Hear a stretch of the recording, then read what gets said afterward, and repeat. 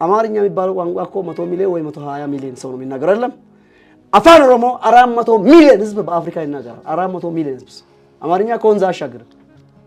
አፋን ኦሮሞ እየተናገርሽ ኬንያ ማሊ ማላዊ ማዳጋስካር ሳውዝ አፍሪካ ከወክ ይያርሽ አከመከም ይያርሽ መግባት ትችላለሽ ኦሮሞ ህዝብ ትልቅ ህዝብ ነው ይሄን ትልቅ ህዝብ አሳንሼ ሁሉ ጊዜ በደል ልልሽ አልችልም ፎርዛት ማተር ንክስናን ያዝን ስላሉ እንጂ እኮ ኃይለ ሥላሴ እኮ ሀገሪቷን የሰራው ኃይለ ሥላሴ ከምልክ በኋላ ኦሮሞ ናቸው ፉል ኦሮሞ ናቸው ግን ወደ ሞኦ አንበሳ ለመጠጋጋት ወደ አማሮቹ ተጠጉ እንጂ መንግስቱ ለማን እኮ ፉል ኦሮሞ ነው እሱ ብሔር ብሔረሰብ አለየ ፉል አማራ ማን ነው ምኒልክ እርግጠኛ አባቱ እንትን ነው ይባላል ምንድነው እሱ ወላይታ ነው ይባላል መልኩ ወላይታ መልክ ነው ይመስለው እንደው ንጹህ አማራ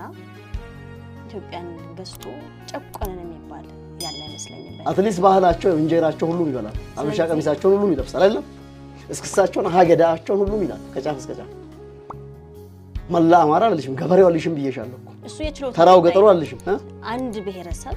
ወደ ሌላው ብሔረሰብ የራሱን ባህል ማጋባት ሃይማኖቱን እምነቱን ማለት ነው ማጋባት የችሎታ ጉዳይ ሐቁን ምን ነገር ኮታል አማርኛ ለምሳሌ ትግሬኛ አለው ኦሮሞ ኦሮምኛ አለው አይደል አማርኛ እኮ ወታደር ቋንቋ እኮ አማራም አይደለም እሱ ውስጥ አንግባ እውነቴን ነው እኮ ማለት እሱ ውስጥ አንግባ አቶ አባባየው ምን አለ መሰለ እስካሁን ድረስ የኦሮሞን ህዝብና የኦሮሞን ትግል ያንቆለጳጵስ ነው ስትናገር የነበረው ማለት ነው